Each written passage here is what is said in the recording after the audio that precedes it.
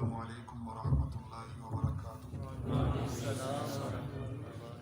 ان الحمد للہ والصلاة والسلام علی رسول اللہ، اما بعد، اعوذ باللہ من الشیطان الرجیم، بسم اللہ الرحمن الرحیم۔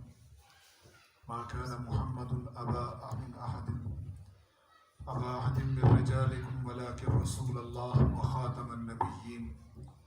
رب اشرح لي صدري ويسر لي امري واحلل عقدة من لساني يفقهوا قولي، رب زدني علما۔ اللهم صل على سيدنا محمد وعلى آل سيدنا محمد وبارك وسلم تسليما كثيرا كثيرا۔ تیری نسبت نے بخشا ہے مجھے طرز حیات، تیرا نہ ہوتا تو سگے دنیا ہوتا۔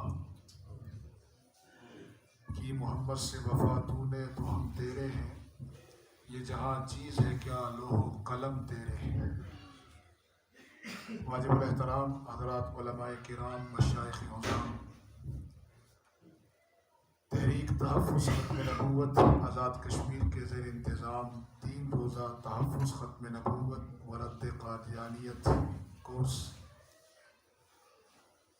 کے شرکاء، میں 3 باتیں عرض کروں گا۔ 2 کا تعلق اس خاص موضوع کے ساتھ، رسول اللہ صلی اللہ علیہ وسلم کی ختم نبوت مسلمانوں کے ہاں اس کی اہمیت کیا ہے اور یہ کس قدر ضروری ہے۔ ابتدائے اسلام سے اب تک امت نے اس کے لیے کیا کیا قربانیاں دی۔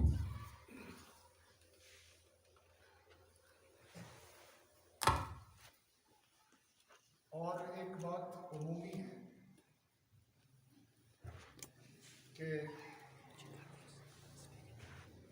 اس فتنے کے زمانے میں جب کہ انسانیت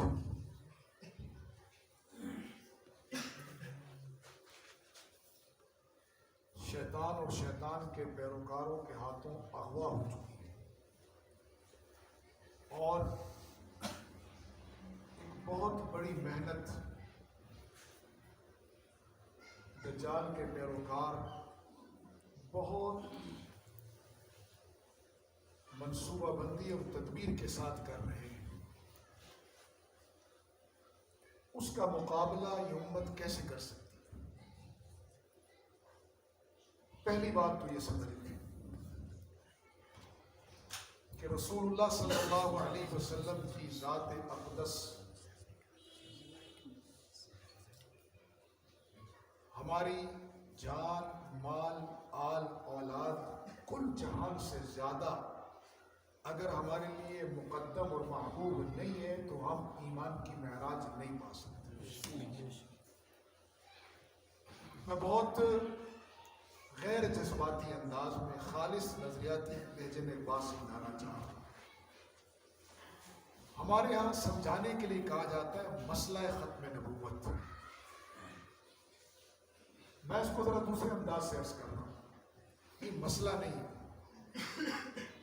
مسئلے میں امت کا اختلاف ہوا کرتا ہے، مسائل میں امت کا اختلاف ہوا کرتا ہے۔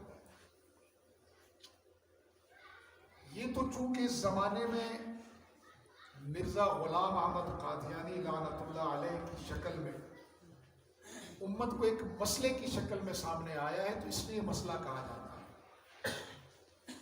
میں ذہنوں کو صاف کرنے کے لیے عرض کر رہا ہوں کہ یہ مسئلہ نہیں ہے، عقیدہ ہے، اور عقیدہ امت کا متفق علیہ ہوا کرتا ہے۔ مسائل میں اختلاف ہوتا ہے، یہ نص قطعی ہے، یہ عقیدہ ہے، اس میں جو اختلاف کرے گا وہ امت سے باہر ہو جائے گا، وہ امت میں نہیں رہے گا۔ تو پہلی بات تو یہ ذہن نشین رکھیں کہ یہ عقیدہ ہے ہمارا، اور عقیدے میں امت میں اختلاف نہیں ہوا کرتا، جو اختلاف کرے گا وہ امت سے باہر ہے، وہ امت میں نہیں۔ دوسرا، قرآن نے ہمیں راہ اعتدال دی، نماز میں، عبادات میں، خرچ کرنے میں، زندگی گزارنے میں، یہ دین ہے ہی دین اعتدال۔ حضرت مولانا شریف علی تھانوی رحمہ اللہ نے لکھا ہے کہ رسول اللہ صلی اللہ علیہ وسلم کے بڑے معجزات میں سے ایک معجزہ ان کا اعتدال ہے، طبیعت کا بھی اور دین کا بھی۔ دین کا اعتدال تو ہمارے سامنے واضح ہے۔ وہ 3 صحابہ کا مشہور زمانہ قصہ ہے جنہوں نے ترک دنیا کا ارادہ کیا تو رسول اللہ صلی اللہ علیہ وسلم نے روک دیا اور فرمایا نہیں، میں تم سے زیادہ اللہ کو، اللہ کی عظمت کو، اللہ کی معرفت کو، اللہ کے جلال کو جانتا ہوں، میں تم سے زیادہ اللہ کی عبادت کرتا ہوں، میں تم سے زیادہ اللہ سے محبت رکھتا ہوں، لیکن میں نکاح بھی کرتا ہوں، میں کھانا بھی کھاتا ہوں، میں سوتا بھی ہوں، میں عبادت بھی کرتا ہوں، میں جسم کا حق بھی ادا کرتا ہوں، میں مہمانوں کا حق بھی ادا کرتا ہوں، لہٰذا یہی میری سنت ہے، جو اس پر چلے گا وہ میری سنت پر ہوگا، جو اس سے ہٹے گا وہ میری سنت پر نہیں۔ تو دین میں بھی اعتدال اور طبیعت میں بھی اعتدال تھا۔ رسول اللہ صلی اللہ علیہ وسلم کے حکم پر ایک آدمی کو حد جاری ہوئی، جب وہ حد عمل پذیر ہوئی تو رسول اللہ صلی اللہ علیہ وسلم رونے لگے۔ تو صحابہ نے فرمایا یا رسول اللہ، آپ کے حکم پر سزا جاری ہوئی ہے، آپ سزا واپس لے لیں، ختم ہو جائے۔ فرمانا سزا جاری کی ہے محمد الرسول اللہ نے، تاکہ معاشرے کا نظام حکم الہی کے مطابق چلے، تاکہ یہ معاشرہ عدم توازن کا شکار نہ ہو کہ مجرموں کو سزا نہیں ملتی، تو معاشرہ جری ہو جائے گا اللہ کی بغاوت پر۔ تو سزا جاری کی ہے محمد الرسول اللہ نے، اور رو رہا ہے محمد بن عبداللہ، کس کو تکلیف ہو رہی۔ طبیعت میں اس قدر اعتدال۔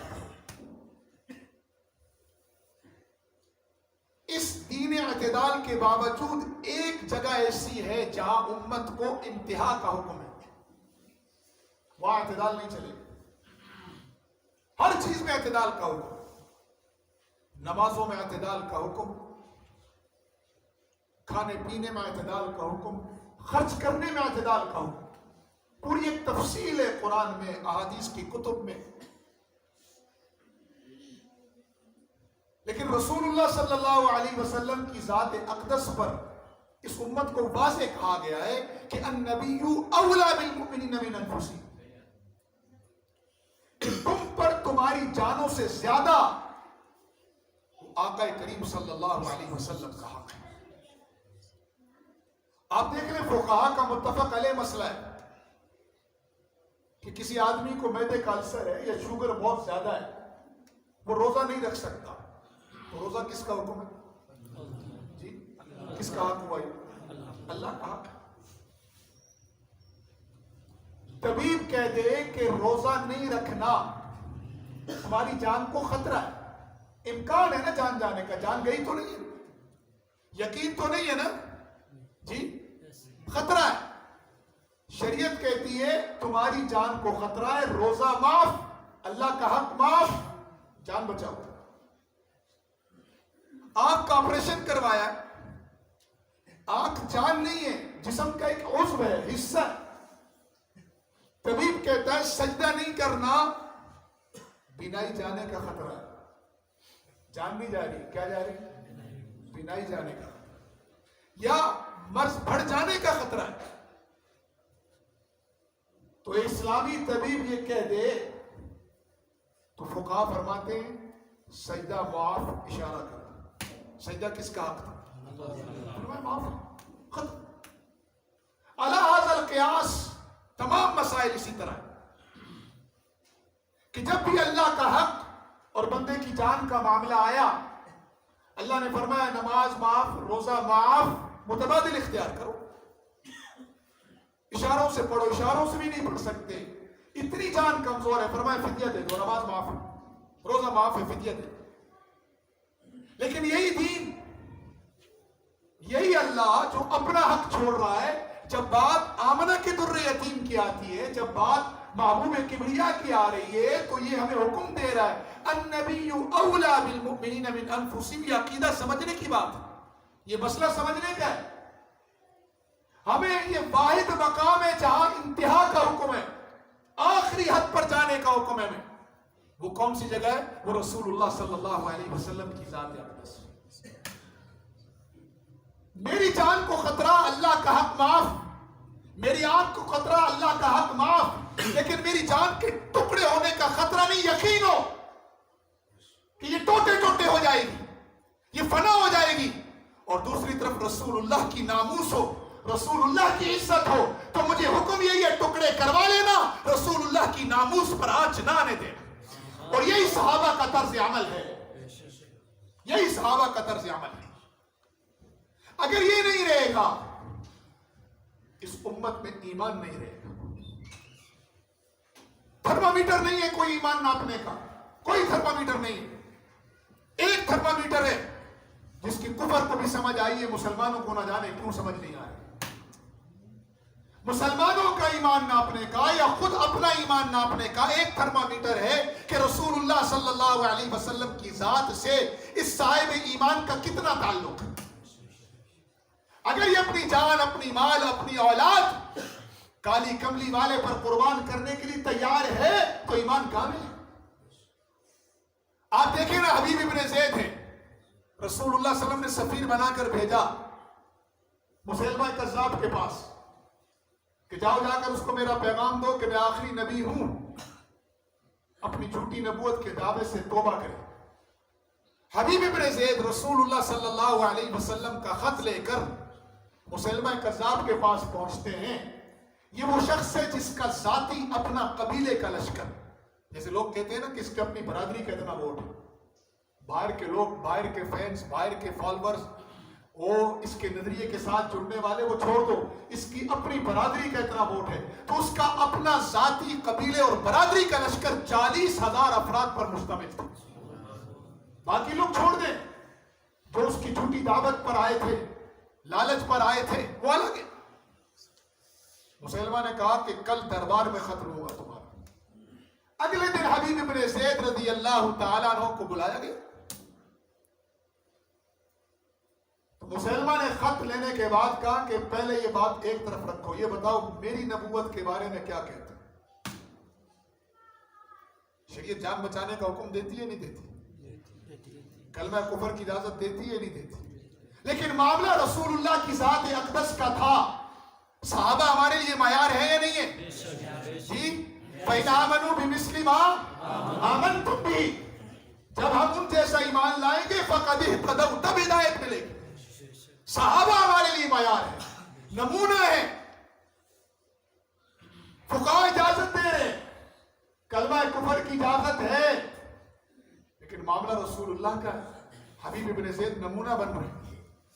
میں آپ سے ایک بات کہتا ہوں، آپ کہتے ہیں میں نہیں مانتا، مجھے کم غصہ آئے گا. لیکن اگر آپ کہیں میں سنتا ہی نہیں، بتائیں بولے پھر کیا غصہ ہوگا؟ پھر زیادہ ہے. آپ کو میں کہوں کہ میری بات کی یہ دلیل ہے، آپ کہیں میں دلیل سنتا ہی نہیں. ایک ہے نا دلیل کے جواب میں دلیل دوں، میں کہ نہیں دلیل سنتا ہی نہیں.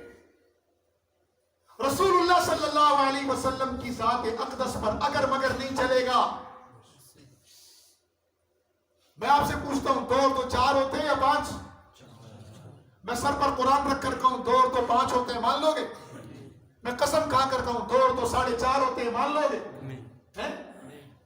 میں قرآن اور بخاری سر پر رکھ کر کہوں 2 اور 2 4.25 ہوتے ہیں، مان لو گے؟ کیوں؟ یقین اتنا ہے نا، حساب اتنا پکا ہے کہ 2 اور 2 4.25 4.5 5 نہیں ہو سکتے. ایسے صحابہ کا اللہ پر اور رسول اللہ پر یقین اتنا پختہ تھا کہ انہیں معلوم تھا کہ یہاں اگر مگر نہیں چلے گی.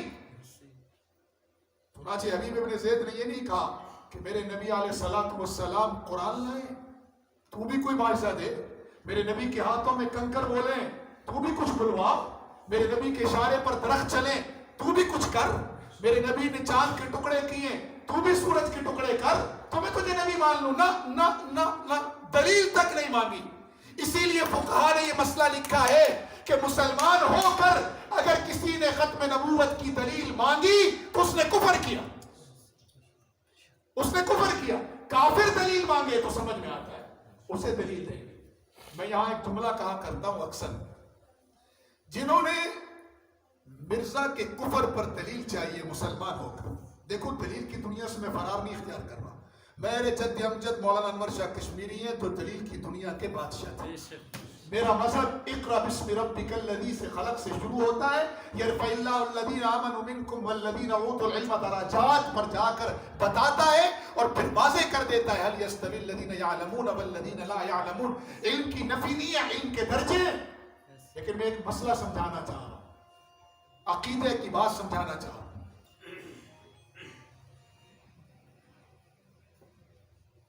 دن نکلا ہوا ہے، سورج چڑھا ہوا ہے، اور ایک آدمی کہتا ہے سورج موجود ہے، دن ہے. اس پر کوئی دلیل مانگے تو دلیل مانگنے والا بھی پاگل، دلیل اس پر دینے والا بھی پاگل.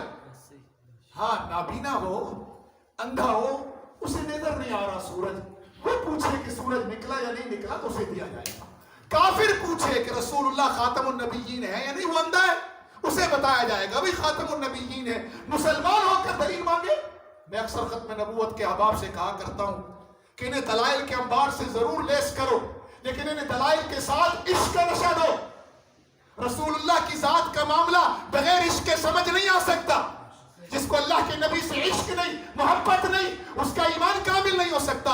انہیں دلائل کے اسلحے سے مسلح کرو، لیکن انہیں اصل اسلحہ ضرورت ہے وہ رسول اللہ کی ذات کا عشق ہے تو صحابہ میں تھا. وہ عشق چاہیے، پھر بیڑا پار لگے گا. میں یہاں ایک بات کہا کرتا ہوں، جو مرزا کانے کے کفر پر مسلمان ہو کر دلیل مانگتا ہے اور رسول اللہ کی ختم نبوت پر شک کی بنیاد پر دلیل مانگتا ہے تو وہ قیامت کے دن حوض کوثر پر اپنے مسلمان ہونے کی دلیل لے کر آئے. ایسا نہ ہو کہ ہم حوض کوثر پر کھڑے ہو کر کے یا رسول اللہ ہم آپ کے امتی ہیں، اللہ کے نبی فرمائے میرے امتی ہونے کی دلیل تو لاؤ ذرا. پھر کیا ہوگا؟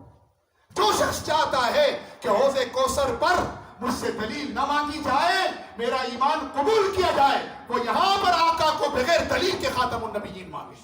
یہ کورس تو اس لیے کرائے جاتے کہ کفر سے مقابلہ ہو. یہ کورس اس لیے نہیں کرائے جاتے کہ رسول اللہ کی ختم نبوت پر مسلمان کو دلیل کی ضرورت ہے. یہ دلیلوں سے تو اس لیے مسلح کیا جا رہا ہے تاکہ جو بھٹک چکے ان کو راہ راست پہ لایا جائے. جو کفر ہے اسے رسول اللہ کی ختم نبوت کے جو ہے وہ نور کو سمجھایا جائے. اس لیے نہیں ہے کہ ہم خود رسول اللہ کی ختم نبوت پر دلیل مانگیں. جس کو اس بارے میں شک ہے وہ حوض کوثر پر دلیل لے کر آئے. میں تو بغیر دلیل کے مرزے کو کافر اور رسول اللہ کو خاتم النبیین مانگتا ہوں.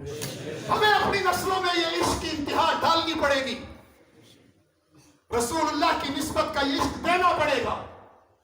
یہ حضرت خبیب ہے، پھانسی کا بندہ ہے، تیار ہے اور کفر بکھرا ہوا ہے. بعض روایات میں آتا ہے جس کے ہاتھ جو لگا اس نے خبیب کو مارا ہے، کیونکہ خبیب رسول اللہ کا انٹیلیجنس افسر تھا. اسفان کے مقام سے پکڑے گئے، یہ مکہ کے قریب ہے. رسول اللہ کے جو ہے نا، رسول اللہ کی جو آئی ایس آئی تھی نا، رسول اللہ کا جو استخبارات کا شعبہ تھا، انٹیلیجنس کا، یہ اس کے افسر تھے، بڑے جینیس. مدینے سے جاسوسی کے لیے آئے، گرفتار ہو گئے. تو کفر نے موت کا فیصلہ کیا تو خبیب نے 2 رکعت نماز پڑھنے کی اجازت مانگی. پوری اس کائنات میں مرنے سے پہلے 2 رکعت کی سنت یہ خبیب کی ہے، یہ میرے خبیب کی سنت. تو کفر نے کہا کہ خبیب کیا خیال ہے تمہارا اس بارے میں کہ تمہاری جگہ یہاں رسول اللہ ہوتے. سنو ذرا صحابہ کا عشق. فرمایا مجھے یہ بھی منظور نہیں ہے کہ میرے یہاں ٹکڑے ٹکڑے ہو جائیں اور میرے محبوب کے پاؤں میں مدینے میں کانٹا چبھے. خبیب کو یہ سودا بھی منظور نہیں. چنانچہ خبیب نے آسمان کی طرف منہ کر کے کہا کہ اللہ میری کیفیت اور میرا سلام اپنے حبیب تک پہنچا دے. اس شان سے جان دی. کہا کہ اگر مجھے یہ ڈر نہ ہوتا کہ تم یہ کہو گے کہ خبیب نے موت کے ڈر سے نماز لمبی کر دی، آج میں ایسی نماز ادا کرتا کہ دنیا کو پتہ چل جاتا نماز کہتے کسے. اللہ نے جبرائیل کو بھیجا فوراً مدینے. فرمایا میرے محبوب کو بتاؤ. یہاں میں 2 مسئلے واضح کر دوں. ایک رسول اللہ سے عشق اور دوسرا امت جو پیچھے رہے انہیں رسول اللہ کے اوپر قربان ہونے والوں کے ساتھ کیا سلوک کرنا چاہیے یہ بھی سمجھ. ختم نبوت کے کارکنان کے ساتھ کیا اکرام کا معاملہ ہونا چاہیے، ان کی عزت و احترام کیا یہ بھی سمجھ لیں. رسول اللہ نے مدینے میں بیٹھ کر کہا تم میں سے کون ہے جو مجھے خبیب کی لاش لا دے؟ ختم نبوت کے کارکنان رسول اللہ صلی اللہ علیہ وسلم کی عزت و ناموس کے محافظ، ان کا مقام کیا ہے؟ رسول اللہ میرا اور آپ کا ایمان ہے نا، کاٹ دو پیٹ دو کیا کر لیں گے، کاٹ تو دیے خبیب کو، اب کیا ہوگا؟ اللہ کے نبی فرماتے ہیں کون ہے جو مجھے خبیب کی لاش لا دے؟ یہ رسول اللہ بتانا چاہتے ہیں کہ مسلمان کمیونٹی کے فرد کی اہمیت کیا ہے، اپنوں کو بھی اور کفر کو بھی۔ چنانچہ دو صحابہ تیار ہوئے، حضرت مقداد اور حضرت زبیر۔ جب یہ وہاں پہنچے تو تقریباً 1.25 مہینہ گزرنے کے قریب تھا اور خبیب کی لاش لٹکائی بھی تھی۔ انہوں نے جا کر چھاپا مارا اور حضرت خبیب کی لاش لے کر گھوڑے پہ ڈالی اور نکلے۔ جب نکلے تو کفر کی آنکھ کھل گئی پہرے داروں کی، وہ پیچھے آئے تو حضرت زبیر نے فرمایا مقداد اب مقابلہ کیے بغیر گزارا نہیں ہے۔ چنانچہ انہوں نے حضرت خبیب کی لاش کو احترام سے زمین پہ رکھا، جیسی زمین پہ رکھا تو زمین پھٹی اور خبیب زمین میں چلے گئے۔ میں آپ سے سوال کرتا ہوں، کیا اللہ پہلے خبیب کی لاش کو زمین نہیں دے سکتا؟ دے سکتا۔ اللہ اپنے نبی کے ذریعے بتانا چاہ رہا ہے کہ رسول اللہ کے عاشقوں کا پھر امت پر قرض کیا ہے، پھر امت کی ذمہ داری کیا ہے کہ رسول اللہ کے عاشقوں کو ایسے چھوڑ دو گے؟ نہ، یہ امت کی ذمہ داری ہے کہ وہ رسول اللہ کے عاشقوں پر اسی طرح عشق کرے جیسے اللہ کے نبی نے کر کے دکھایا۔ چنانچہ جب یہ معاملہ ہوا تو حضرت زبیر نے تلوار نکالی اور کہا تم میں سے جو اپنی بیوی بیوہ کرانا چاہتا ہے، بچے یتیم کرانا چاہتا ہے، وہ سن لے، میں زبیر ہوں، یہ مقداد ہے، آ جائے مقابلہ کر۔ انہوں نے دیکھا کہ ایک تو زمین نے یہ معاملہ کیا، دوسرا ہے سامنے زبیر۔ یہ زبیر کون ہے معلوم؟ رسول اللہ مکے میں تھے، کسی نے خبر اڑا دی کہ اللہ کے نبی کو کافروں نے شہید کر دیا۔ یہ چھوٹے سے تھے، یہ گھر سے تلوار لے کے نکلے رسول اللہ کی خبر کے لیے اور غصے میں، تو آگے سے رسول اللہ صلی اللہ علیہ وسلم تشریف لائے۔ فرمایا زبیر کدھر کدھر؟ یا رسول اللہ صلی اللہ علیہ وسلم، قربان میں اپنے آقا کے قدموں پر اور صحابہ کے اس عشق پر۔ فرمایا حضور میں نے سنا تھا کافروں نے آپ کو شہید کر دیا۔ تو حضرت نے فرمایا زبیر اگر کر دیتے تو کیا کر لیتا؟ فرمایا حضور اگر ایسا وہ کرتے تو میں مکہ کے سردار کافروں کی گردنوں سے کاٹ کر مکے کی زمین کو ان کے خون سے بھر دیتا۔ یہ وہ زبیر تھے جن کو حواریِ رسول کا لقب ملا۔ تو کفر نے پسپائی اختیار کی، یہ واپس آئے۔ اللہ کے نبی نے وہاں وعدہ کیا تھا جو زبیر خبیب کی لاش لائے گا میں محمد ضمانت دیتا ہوں کہ اس پر جنت واجب ہے۔ امت کی حرکت آنے پر اللہ تعالیٰ نے حضرت خبیب کی لاش کو زمین میں سمایا، ان کا لقب پڑ گیا ولی العرش۔ یہ عشق ریکوائرمنٹ ہے، اس عشق کا تقاضا ہے امت سے رسول اللہ کی ذات کے بارے میں۔ اب میں چلتا ہوں حبیب ابن زید کی طرف۔ یہ نہیں کہہ رہے مسلمہ کوئی دلیل دے، میرے نبی نے قرآن سنایا تو بھی قرآن سنا، میرے نبی نے معجزے دکھائے تو بھی معجزے دکھا۔ فرمایا نہ، یہ بھی نہیں کہا کہ تیری بات نہیں مانتا، کہ تیری بات سننے سے میرے کان بہرے۔ مسلمہ نے کہا نیچے سے کاٹنا شروع کرو، ایک ایک عضو کٹا ہے، پہلے ٹخنا کٹا پھر گھٹنا کٹا، ایسے کٹتا جا رہا۔ ہر بار سوال ہوتا کہ حبیب یہ بتاؤ میری نبوت کے بارے میں کیا خیال ہے؟ تو حبیب کا ایک ہی جواب تھا، تو دجال ہے، کذاب ہے، جھوٹا ہے، نبی بس ایک ہے اور وہ محمد الرسول اللہ صلی اللہ علیہ وسلم۔ یہ ہے آج ختم نبوت کا نعرہ لگانا بڑا آسان ہے۔ ہمارے اکابر نے پوری جنگ اسلامی جتنی ہوئی ہے، بدر، احد، خندق، حدیبیہ، جتنی بھی لڑائیاں ہوئی، موتا، پھر خیبر، پھر حنین، 250 کے قریب صحابہ شہید ہیں، 256 اتنے کچھ، 259۔ صرف ایک مسلمہ کذاب سے لڑائی میں 1200 کتنے؟ 1200 صحابہ قربان ہوئے رسول اللہ کی ختم نبوت۔ یہ رسول اللہ کی ختم نبوت نہیں ہے، رسول اللہ کی ذات ہے۔ کیوں؟ مولانا انور شاہ کشمیری فرمایا کرتے تھے ایک ہے رسول اللہ کہ اقوال کا تحفظ، ایک ہے رسول اللہ کے اعمال کا تحفظ، ایک ہے رسول اللہ صلی اللہ علیہ وسلم کی ذات کا تحفظ. فرمایا کرتے تھے اقوال کا تحفظ بھی عبادت، اعمال کا تحفظ بھی عبادت، لیکن ذات کا تحفظ سب سے بڑھ کر ہے. اور ختم نبوت فرمایا کرتے تھے کہ رسول اللہ کا ذاتی وصف ہے، اس کی حفاظت رسول اللہ کی ذات کی حفاظت ہے. اور یہ مسئلہ مولانا انور شاہ کشمیری نے ویسے ہی نہیں نکالا، اس مسئلے کے پیچھے پوری ایک دلیل ہے. حضرت عمر نے صدیق اکبر سے کہا تھا، صدیق اکبر ایک کام کرو، اپنی زندگی کے 2 عمل مجھے دے دو اور عمر کی ساری عمر کی نیکیاں لے. اب عمر کی نیکیاں کم نہیں ہیں. علامہ جلال الدین سیوطی نے پوری کتاب لکھی ہے موافقات عمر کے نام سے.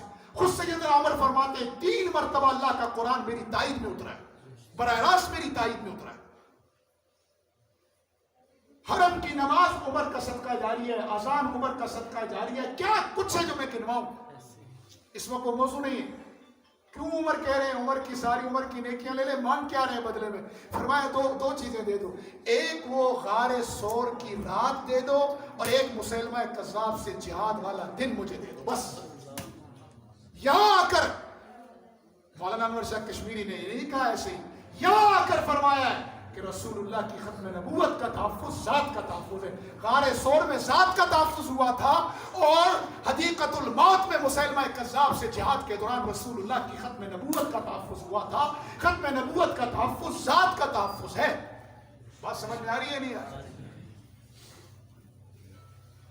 تو حبیب ابن زید نے پورا جسم کٹوا لیا لیکن نہیں مانا. یہ انتہا چاہیے. میری بات سمجھ میں آ رہی نہیں؟ سید امین گیلانی شیخ پورا سے لاہور جیل منتقل ہو رہے تھے. سخت زمانہ تھا، گولی کا آرڈر تھا، ختم نبوت کے نعرے پر گولی کا آرڈر تھا. تو قیدیوں کی بس آ رہی تھی. آج تو ہم بڑے مزے سے مسجد میں بیٹھے اور مرزا قادیانی پر لعنت بھی بھیجتے ہیں، اس کے کفر کا اعلان بھی کرتے ہیں، رسول اللہ کی ختم نبوت بھی ڈنکے کی چوٹ پر بیان کرتے ہیں، آئین کا تحفظ بھی ہمیں حاصل ہے. یہ وہ زمانہ نہیں تھا جو میں ذکر کروں. سید امین گیلانی فرماتے ہیں قیدی نعرے لگا رہے تھے، چیک پوسٹ آئی تو ایک جوان چیک پوسٹ میں روک لی گاڑی اور بس میں چڑھا اور کہا کون نعرے لگا رہا تھا؟ تو بندوق کے سامنے خاموشی چھا دی. غور سے سنیے، خاموشی چھا دی. اس نے کہا کون نعرے لگا رہا تھا؟ تو سید امین گیلانی فرماتے ہیں میری کربلا کی رگ پھڑکی، میری حمیت ایمانی نے جوش مارا. میں نے کہا میں نعرے لگا رہا تھا. تو اس نے بندوق میرے سینے پہ رکھ کر کہا اب لگانا. یہ اللہ نہ کرے اگر ماحول بن جائے کہ کالی کملی والا زندہ باد یا الہادازم زندہ باد، تو ہمارے سینوں پہ بندوق رکھ کر کوئی پوچھے کہ کالی کملی والا زندہ باد یا مرزا قادیانی زندہ باد، تو ایمان یہ ہے کہ ہم یہ کہیں کہ کالی کملی والا زندہ باد، چاہے گولی سینے کے پار ہو جائے. پھر موت نہیں آئے گی، بقا ملے گی، بقا. سید امین گیلانی فرماتے ہیں میرے سینے پہ بندوق رکھ کے اس نے کہا اب نعرہ لگا. میں نے ایک ایمانی وجد کے ساتھ کہا کالی کملی والا، پوری بس چلائی زندہ باد. سپاہی کی بندوق نیچے ہو گئی. اس نے کہا وہ تو ہے ہی زندہ باد.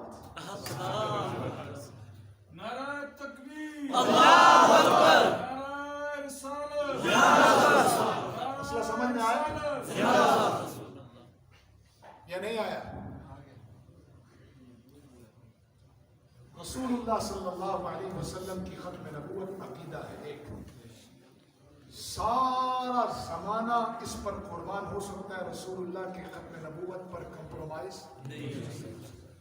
سینے سے گولی پار ہو سکتی ہے، رسول اللہ کی ختم نبوت سے پیچھے نہیں ہٹا جا سکتا. یہ مختلف فی مسئلہ نہیں ہے، یہ امت کا متفق علیہ مسئلہ ہے.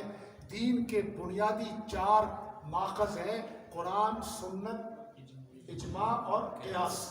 پہلا اجماع جو صحابہ کا ہوا ہے، پہلا اجماع جو صحابہ کا ہوا ہے وہ منکرین ختم نبوت سے قتال پر ہوا ہے. پوچھ لیجیے علماء سے. پہلا اجماع اس امت کا جو ہوا ہے وہ منکرین ختم نبوت سے قتال کا ہوا ہے اس امت کا. اللہ تعالیٰ یہ مسئلہ ہمیں سمجھا دے یہ عقیدہ، یہ ہمارے رگ رگ میں اپنی نئی نسلوں کو رسول اللہ کا عشق اور ختم نبوت کا عقیدہ پڑھا کر دیں، اپنے گھر میں دسترخوان پر گپ شپ میں نصیحت میں واعظ میں پیار میں سنجیدگی میں ہر طرح سے اپنی اولاد میں رسول اللہ صلی اللہ علیہ وسلم کا عشق بھرو۔ یہ وہ تھرمامیٹر ہے جس کے ذریعے کفر وقتاً فوقتاً رسول اللہ صلی اللہ علیہ وسلم کی ذات اقدس کو نشانہ بنا کر امت کے ایمان کی کیفیت جانچتا ہے کہ یہ کہاں کھڑی ہے۔ اس میں ایک ہے خالصتاً نیری جذباتیت، اس میں مت جانا، ایک ہے خالصتاً عشق سے خالی دانشوری، اس کو بھی اختیار مت کرنا، اور اس میں اعتدال کا رستہ ہے صحابہ والا کہ کوئی کمپرومائز نہیں، دانشوری نہیں نیری، رسول اللہ پر قربان ہونے کا جذبہ، اور اس جذبے میں اپنوں کو نہیں رسول اللہ کے دشمنوں کو ہدف رکھنا، بس یہ اعتدال کا رستہ ہے۔ یہ بات سمجھ میں آ گئی؟ اللہ تعالیٰ تحریک ختم نبوت، تحفظ ختم نبوت، آزاد کشمیر کے ذمہ داران، جملہ ذمہ داران اور کارکنان کو جزائے خیر دے کہ انہوں نے اس مسئلے کو صرف زندہ نہیں رکھا، وقتاً فوقتاً اس کی قانونی، دعوتی اور سفارتی ہر قسم کی جدوجہد کی اس مسئلے کے لیے، اور اس کو بڑی کامیابی سے ہمکنار کیا ہے۔ ایک طرف دعوت کے ذریعے امت کے ایمان کو محفوظ بنا رہے ہیں، دوسرا گمراہ لوگوں کو واپس رائے راست پر لا رہے ہیں، دوسرا سفارتی ذریعے سے اس مسئلے کی اہمیت اجاگر کر رہے ہیں، عوام میں، سیاستدانوں میں، وکلاء میں، زندگی کے مختلف شعبوں سے تعلق رکھنے والوں میں، تیسری طرف اس کی آئینی اور قانونی حیثیت کی جنگ بھی لڑ رہے ہیں تاکہ اس کی آئینی اور قانونی حیثیت میں جو نقب لگانے جا رہے ہیں منکرین ختم نبوت اور ان کے چیلے چانٹے، ان کی ان سازشوں کا بھی سدباب کیا جا سکے۔ یہ امت کی طرف سے ایک بہت بڑا فرض کفایہ ہے جو آزاد کشمیر کی سطح پر تحریک تحفظ ختم نبوت کے ذمہ داران و کارکنان اور معاونین اس ذمہ داری کو بڑے احسن طریقے سے نبھا رہے ہیں۔ اللہ تعالیٰ پوری امت کی طرف سے ان کو جزائے خیر عطا فرمائے، اور ہمیں ان سب کا معاون، ممد اور مددگار بنا۔ اللہ تعالیٰ رسول اللہ صلی اللہ علیہ وسلم کی محبت اور عشق ہمیں نصیب فرمائے۔ اور دوسری اور آخری بات عرض کر دوں کہ دین پورے کا پورا لے کے چلے۔ یہ میری آج کل نہیں، 2004 سے میری ہر تقریر کا جز ہے۔ بسا اوقات مجھے لوگ کہتے ہیں شاہ صاحب یہ آپ اتنا تکرار کے ساتھ اس بات کو دہراتے ہیں کہ آپ کی ہر تقریر میں ہی۔ میں نے کہا بابا جس چیز کا حکیم اختر صاحب کو لوگ کہا کرتے تھے حضرت آپ جس چیز پر بھی بیان کریں نا تھوڑی دیر آپ بد نظری پر ضرور بیان کریں۔ تو حضرت حکیم اختر صاحب فرمایا کرتے تھے میں حکیم ہوں، میرے پاس جس چیز کا مریض آئے گا میں وہی دوائی دوں گا۔ اب یہ تو نہیں ہے کہ نزلے کا مریض آ رہا ہو میں اس کو پیٹ کی دوائی دے، سر درد کا مریض ہو تو میں اس کو نزلے کی دوائی دے، کہ میرے پاس جتنے آ رہے ہیں بد نظری کے مریض ہیں، اس لیے میں عمومی ٹانک کے ساتھ ساتھ یہ ٹانک بھی دیتا ہوں تاکہ ان کی اصلاح ہو۔ تو میں ہر بیان میں یہ بات کیوں کرتا ہوں تاکہ امت اتحاد و اتفاق کے ساتھ کفر اور کفر کی سازشوں کا مقابلہ کر سکے۔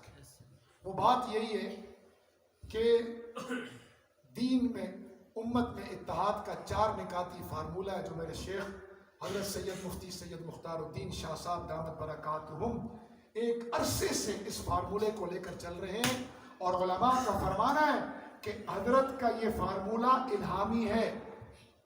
وہ 4 نکاتی فارمولہ، پہلا توحید کے نام پر توہین نہ کرو، توحید بیان کرو ڈنکی کی چوٹ پر توہین نہ کرو۔ میں تفصیل میں نہیں جاتا کیونکہ آج کی مجلس کا یہ موضوع نہیں۔ بقول مولانا غلام اللہ خان صاحب کے لوگوں کو توحید سمجھاؤ، اندر گھسیڑو نہیں، توحید سمجھاؤ۔ تو توحید کے نام پر توہین نہ کرو، کسی توحید بیان کرو ڈنکے کی چوٹ۔ دوسرا عشق کے نام پر شرک نہ کرو، عشق کرو، یہ دین ہے ہی عشق، عشق کے بغیر تو دین ہی نہیں۔ اللہ سے، رسول سے، ماں باپ سے، استادوں سے، دین سے، پڑوسیوں سے، ہر مسلمان سے۔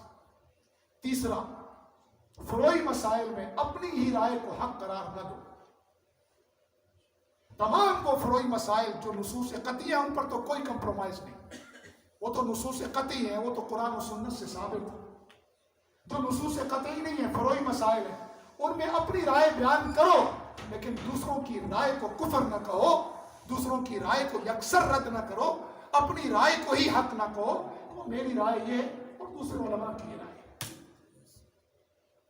چوتھا شعبوں کو باہم تقابلی انداز میں، مقابلے کے انداز میں ایک دوسرے کے سامنے مت پیش کریں۔ مثلا ختم نبوت، بنیادی شعبے تو دین کے یہی ہیں: دعوت و تبلیغ، تزکیہ نفس، تعلیم و تعلم، جہاد فی سبیل اللہ، خدمت خلق، سیاست اسلامیہ۔ پھر دعوت و تبلیغ کی شاخیں: تحفظ ناموس صحابہ، تحفظ ناموس رسالت، ختم نبوت۔ یہ سارے کے سارے جھنڈے دین کے ہیں، یہ سارے کے سارے شعبے دین کے ہیں۔ بات سمجھ میں آ رہی ہے نہیں؟ ان کا باہم تقابل نہ کریں۔ یہ نہیں ہے جہاد میں لگے ہوئے ہیں تو دعوت و تبلیغ کی مخالفت، ختم نبوت کی مخالفت، مدرسے میں بیٹھ گئے تو سیاست کی مخالفت، سیاست میں لگ گئے تو جہاد کی مخالفت، اور جہاد میں لگ گئے تو خانقاہوں کی مخالفت، خانقاہ میں لگ گئے تو سوشل ورک یعنی خدمت رضاکارانہ کی ہر چیز کی نص ثابت ہے۔ دعوت و تبلیغ بلغ ما انزل الیک من ربک، تعلیم و تعلم اقرأ باسم ربک الذی خلق، تزکیہ نفس ویزکیہم اللہ کے نبی کی ذمہ داری ہے، اور خدمت خلق یؤثرون علی انفسہم ولو کان بہم خصاصہ۔ سیاست اسلامیہ تو جڑ ہے، یاد رکھنا۔ جہاد فی سبیل اللہ چھوڑ دو گے ذلیل ہو جاؤ گے، سیاست اسلامیہ چھوڑ دو گے پتہ بھی نہیں چلے گا کب کس نے کہاں تمہارا سودا کر دیا، تم مسجدوں میں بیٹھے رہو گے، تمہاری نسل تمہارے خلاف کھڑی کر دی جائے گی۔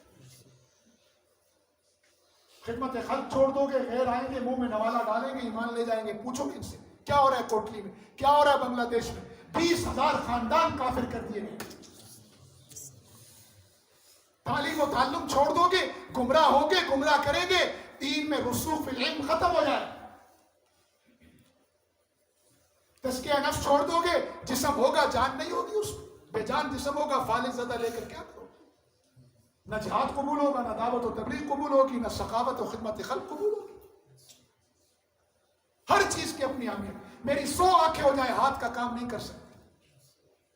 ہاتھوں کو آنکھوں کا شکر گزار ہونا چاہیے، ہاتھوں کو پاؤں کو آنکھ کا شکر گزار ہونا چاہیے۔ یہ رستہ دکھاتی ہے تو پاؤں چلتے ہیں۔